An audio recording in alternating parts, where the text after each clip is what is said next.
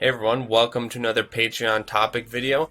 This one is for MAZ, and the topic is one that is old as time. It predates human history, human evolution. I'm pretty sure you can find references to it in the Bible. The question being, which input method reigns supreme? Which is the one controller to rule them all? Is it the good old D-pad? Is it the tried and true arcade stick? Or is it this new dangerous enemy from our offices, the keyboard? Which of the three is the most powerful for playing shmups, and maybe even competitive gaming in general? And so I wanted to start by saying that if you are familiar with competitive shmupping at all, I guess is the term for it, I think it's pretty hard to deny that it has been shown time and time again that all three of these input methods can be played successfully at very high levels. In fact, I once believed that getting any sort of decent score on a 360 pad was pretty much impossible, and Gus proved me wrong, right? Playing on the 360 pad. And so I think the first thing, like I said, I just want to reiterate that whatever controller you play on, you can't really blame your controller for holding you back too much. I wouldn't really blame you if you thought the 360 pad sucked and wanted to upgrade, but other than that, I don't think you can really blame your controller that much for making you have issues. However, I'm not going to deny, especially being a controller junkie myself, that a solid controller won't give you an edge, right? I mean, if you're playing on an old broken Nintendo D-pad, or a really old keyboard that's sticky and crappy, it's going to hold you back to some degree.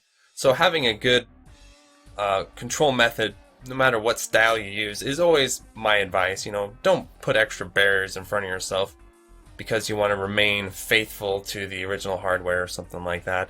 Like I just heard about these Donkey Kong players, and they have to play on these busted ass old tiny Donkey Kong arcade sticks, and they won't install a proper arcade stick because they need to be faithful to the hardware. That doesn't make any sense to me personally, but different generations basically.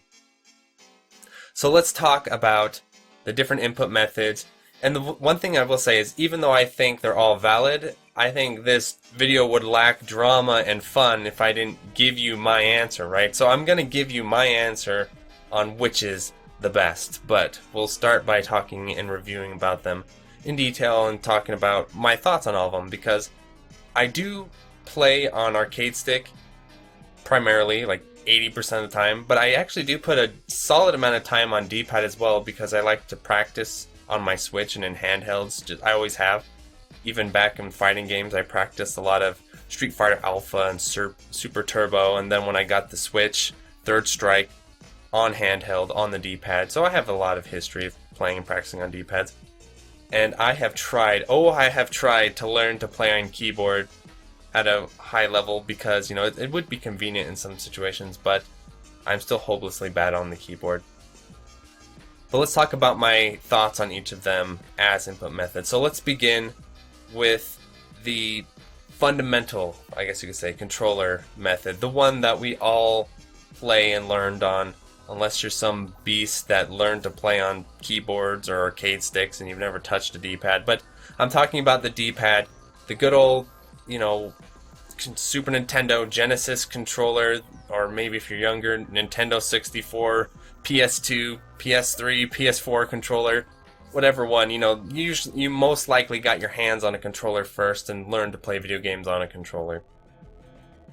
So I think there are some advantages to D-pad that don't, it's not given its due as much, because most people who love arcade sticks and keyboards like to, kind of crap on D-pads just because they're a little less exciting, to be honest. But there are some cool things about D-pads. The first is that something not to underestimate is that they are as convenient as hell, right? They're everywhere. You can usually get one, right? As far as, for instance, let's say you go on vacation and your friend's like, hey, do you want to play games? And then he has some shmups on his PS4 or whatever. He's going to have a D-pad, so if you can't play on D-pad, you're not going to be able to play to your full ability in that situation. There's a lot of social situations where being good on D-pad is going to be helpful for you. And then also there's the just convenience factor, right? Where when I'm going around all these different places, I do drag my arcade stick along a lot more than most normal people would. But there's just some times where I can't drag my arcade stick to stuff, but I can always, throw a controller in there, throw a SNES pad or something, or Hori Fighting Command or something like that. Or sometimes when I'm laying around the house and I'm too lazy to go drag out my arcade sticks from the shed, I'll just pull out a controller from my pocket. So controllers are uber convenient, there's no denying that. And then another thing about D-pads is that they have extremely fast inputs compared to arcade sticks for the most part. So for instance, if you're a Tekken player, I actually learned to Korean backdash on a D-pad and then sort of reverse engineered the technique onto arcade stick, because for the life of me I could not figure out how to do it on arcade stick. But so what I'm saying is D-pads simplify the inputs a lot because it's just right there. It's instant activation. There's sort of like a intuitiveness to D-pads that I think that's why that makes them such a good introductory controller to people. And also, they use your thumbs, and human beings have great ability with our thumbs, right? We're very thumb-driven creatures. So it's, again, another intuitive way to control games because we're really good with our thumbs, and, it's all about the thumb on the D-pad. So there's that. So those are the advantages of the D-pad, I think. So what are some disadvantages of this control method? I think the big one is actually just fatigue and loss of performance over time. This is something that I feel is pretty hard to deny. The thumb is your greatest friend and your greatest weakness in this scenario, where it can get really precise, and our fine motor control with our thumbs is incredible. But it gets worn down and tired. And like I said, I learned to Korean backdash on my, on pad. But you start playing for 4 hours and you're Korean backdashing, with your thumb for hours and hours, it starts to fade. Or you're trying to hit electrics with your thumb, it starts to fade. Now with shmups, I feel like you start to lose some precision over time, where maybe for the first hour or two, you're playing well. I'd really love to hear Jamer's thoughts on this, because he's a pad player. Gus as well, 2 pad players. Do they get worn out? Like, let's say a 5-hour grind session. Do they feel like their precision is starting to wear down? For me, that always happens. I feel like I start off strong on pad, but then after a few hours, it just starts to fade. And I can get some soreness in my joints and stuff. So I think the great weakness of pad is just it's working these fine motors, so, fine joints or whatever. Okay, you know what I mean, right? So then let's talk about arcade stick next. The tried and true, the de facto way most shmup players play because of the arcade history, right? At least traditionally. So, of course I love arcade sticks and go on and on about how wonderful they are. So let's actually start with some weaknesses with arcade sticks, because I don't think they're 100% perfect. The first one is that they are complicated beasts. That is something that cannot be denied. They are complicated and hard to understand and hard to get into for most people. Like I said, there's kind of like a grade to this, right? Where I play on Korean sticks, where most people, you throw a Korean stick at them, it's game over. They're very strange control methods, even compared to Japanese sticks. But also just how to maintain them, how to install them, how to alter how they work. The thing about an arcade stick is if you get a bad one, it's going to be a rough time. And it can be kind of hard to tell for newer players, right? Because it's such a foreign feeling, that it's kind of hard to tell if your arcade stick sucks or if it's good unless you're experienced, right? So that's a big issue with arcade sticks, is they need a little bit of guidance. They need someone to kind of point you in the right direction. For instance, let's say you get an arcade stick and it just has this massive throw on it where you have to like really throw that stick a really far way to activate the inputs. You're not going to immediately assume, hey, there's something wrong with my arcade stick, I think the throw is too long. You're not going to figure that out. What you're going to think is, arcade stick sucks, I don't know how to use this, it doesn't feel good. It doesn't make sense to me. Another weakness of arcade stick, but it's also a strength, so we can kind of do the strength and weakness, is unlike the D-pad, which is all about that fine motor control of your thumb, the arcade stick uses much larger muscle groups in your hand, for the most part, that I'm aware of, and even your arm.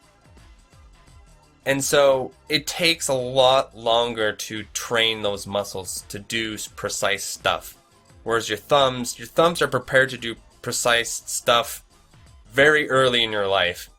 But whenever it comes to things that involve a lot of larger muscle control, like swinging a golf club, swinging a tennis racket, tennis players will identify with this, you have to learn to coordinate all these different muscle groups together and get them to work right and get them to do what you want them to do. And that just takes time, and that kind of takes time and repetition and experience over and over and over to get that to go, So I feel like arcade sticks are the longest term investment as far as control methods, because they, by their nature, take time to learn. Of course, there are going to be people who are just sort of prodigies and are good at picking up different control methods and different muscle groups. I kind of feel like I fit into that group a little bit when it comes to arcade sticks, because I am ambidextrous and I have, I play tennis, I have all these play guitar, I have all these backgrounds with learning that process of controlling those and coordinating those muscle groups.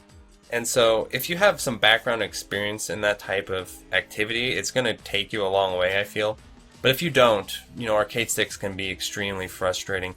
One bit of advice that I do have, even though it's not quite in the realm of this topic, but I just want to sneak it in there real quick, is the way to learn arcade stick more effectively, I feel, is to play on arcade stick at all times. When you decide, okay, I want to learn arcade stick, I think the issue a lot of people run into is they say, okay, I want to learn arcade stick, and what are the first things they're trying to do on that stick? They're like trying to Korean backdash, hit electrics, even control, micro dodge and shmups, do all this very high level stuff immediately, or even like double quarter circle supers and Street Fighter and stuff. When actually I think what you should do is when you're first playing on stick, you should just start playing basic games on stick, like plug in Donkey Kong Country, Super Mario Bros. 3, just all these different games that you've played in your childhood, Mega Man X, stuff like that, and just play them on arcade stick and learn to play on arcade sticks more kind of naturally, so that when you start doing all these inputs and stuff, you have a little bit of a basis of what you're doing. That's my advice anyway. So, the positive of arcade stick is that once you learn how to coordinate these muscles and what you need to do, you have a lot more to work with when it comes to operating that mechanism than your thumbs, right? You have a lot more room as far as the activation places. You can, on Korean sticks especially, you can get, the sky's the limit basically. If you're coordinated enough, you can do any sort of input on a Korean stick, and you can even like really, really precisely control when the activations activate and not by pressuring the gates and everything. So once you master the arcade stick, I mean, the sky's the limit on what you can do on that thing. And so this brings us to so just to summarize, arcade stick, high threshold for performance, but a steep learning curve and a steep barrier to entry. Then comes the final frontier, the keyboard. I think if you're a fighting game player, the keyboard is especially kind of like a scary beast, right? Because what you can do on a keyboard is pretty unprecedented, unlike the other two inputs. So keyboards can do stuff like activate two different directions at once, right? You could hold left and right at once. And in shmups, you could do that as well. You could buffer inputs and stuff like that. I've kind of been experimenting with that a little bit to see if there's any sort of usefulness to that, I kind of feel like there is somewhere. Somewhere in the keyboard is a way to elevate the gameplay by buffering opposing directions in different ways. I feel like it's there somewhere. But anyway, so the keyboard is kind of like a middle ground between a D-pad and arcade stick, where it doesn't have that immediate fundamental intuitiveness like a D-pad does, but it also doesn't have that really heavy learning curve as far as learning all the muscle movements and everything that an arcade stick does. So it's kind of a middle ground between the two in that way. And it also is kind of a middle ground where you can activate different inputs very quickly. And what's interesting about a keyboard is that you can do opposing directions very quickly, even faster than you could on a D-pad, because D-pads have kind of a lever, not a lever, but like a pivot system, right? Where you can't hit left and right at the same time. So no matter what, you can't fully pivot. But on a keyboard, you can go left, right instantly, right? So it gives you much faster controls than the other two just by its nature. And so this is where things get very, very interesting as far as, and I guess just to talk about the weaknesses of controls, I feel like they're not that ergonomical, which is funny because there's like this trend in fighting games, especially in Melee and stuff, where they're like, hitbox is so ergonomical. And I was like, is it really? Because if I sit and play keyboard for longer, like keyboard wears me out the most, way more than D-pad or arcade stick. Like if I sit and play on a keyboard for like 2 or 3 hours, I can actually feel my tendons in my hand hurt, and it's like it gets sore.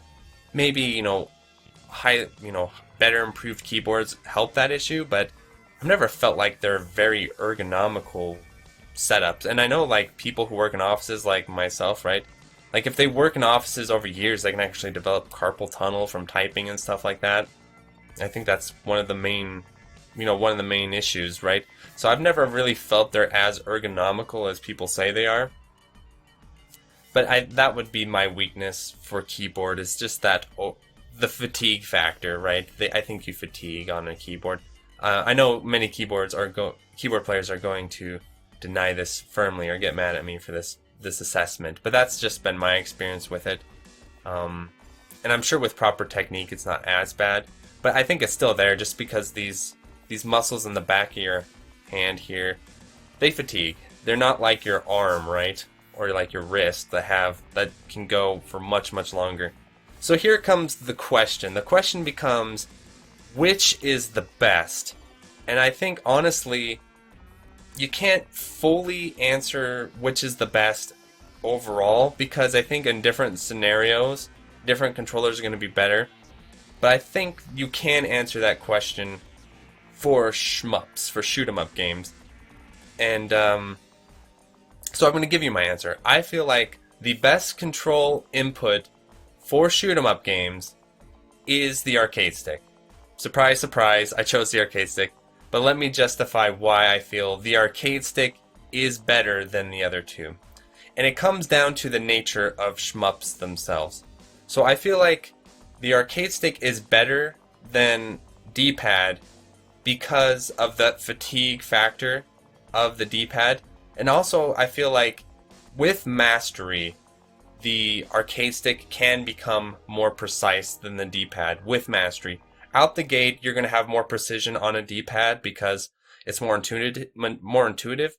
But I feel like the mechanisms of an arcade stick, once you master them, are just superior than the D-pad as far as effectively and quickly changing directions, inputting and stuff like that. I just feel like overall, once you master an arcade stick, those mechanisms are just going to be better than a D-pad.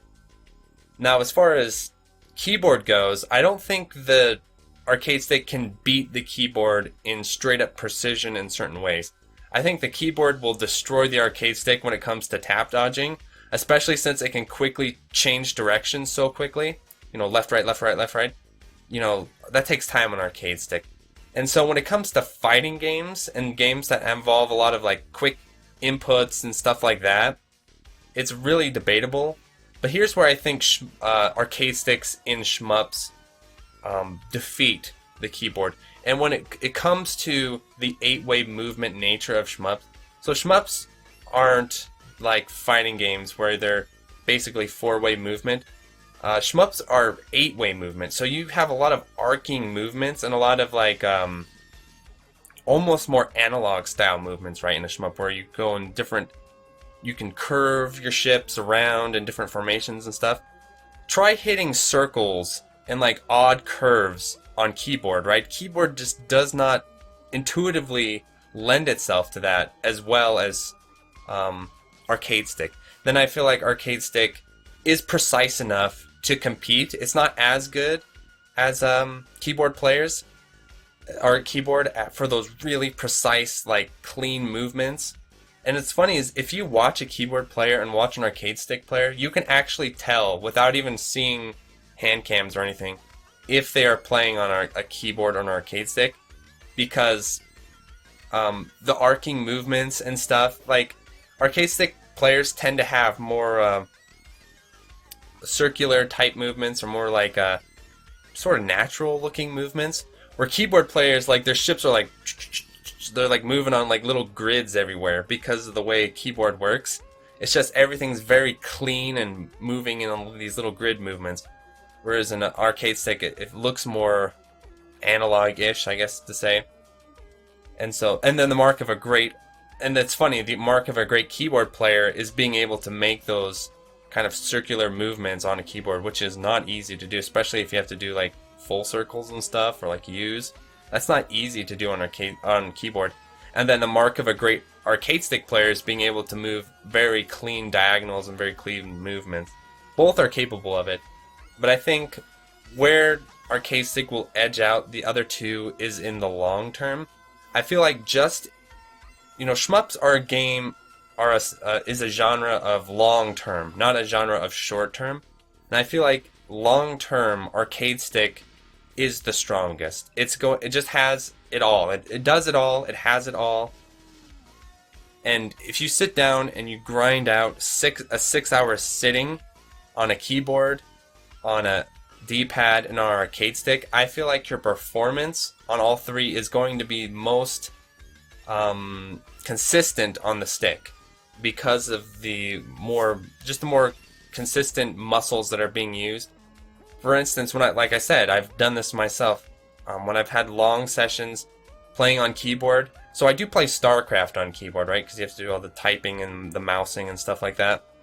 And if I sit down and play StarCraft for like 4 hours on keyboard, and I feel like, I'm more comfortable there, I start to get worn out, man. I just can't do it anymore. After about 4 hours, I'm just like, my hands are just done. They're spent. Same thing with D-pad. Like I said, if I sit down and grind out fighting games on D-pad for about 3 or 4 hours, I start to give. But on the arcade stick, I've had literal like 8-hour sessions on stick where I felt like the entire time my performance has not dropped on my like hand movements and stuff. It's usually like my focus and fatigue, but the inputs are still there. And so that is why I have chosen the arcade stick as the strongest input method for shmups. I feel like it is the most difficult to master, the most difficult to learn, but in the long term, I feel like you can do some epic grinding on the arcade stick that I think is more challenging on the others. And of course, like I say, all of them are viable. You can do it on all of them. It's not a matter of massive differences, right? It's a matter of slight differences. And I feel like the slight difference, the slight edge that arcade stick has edges out the other two. But again, this is all debatable. If it was clean cut, we wouldn't be having this video. It would be decided long ago. But that is my opinion. Arcade stick is the best. And he did want me to add what I think the best arcade stick is. Saimitsu of some sort is probably the best arcade stick. But I'm always going to rep my faves, the Korean sticks, the Fantateang, and apparently there's another really good Korean stick I need to check out that was like a predecessor to it. But I think Korean sticks are my favorites, and I think they are better than Japanese sticks, which is a dangerous thing to say, but I do think they're better because of the resistance system. I like it better than springs. But that's my opinion. And it's really up for debate there, which is the best. But I'm going to say, if you're going Japanese, go with a Saimitsu of some kind.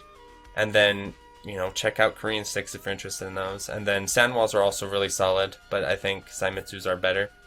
So, that is the video. And so before I go, let me thank my patrons. Dingo, Anthony A, Ben Wynn, Brian Shiver, Double Vision, Depths 20XX, Dunpeel 2064, EC 2151, Full Set, Retro Schmupper, Gus, Kiwi, Jacob Spring, Jake Ryan, Joe Angelo, John, Kay, Quentin, Mark Sloan, Maz, the man of the video, Nathaniel Davis, and Electron, Okla Kugels, Omcall, Rysosis, Sugumo, Young Money Sui, Plasmo, Utakaya, and then my two new patrons, Mayhair Calendrian and Bahoy TV 100. Thanks for watching.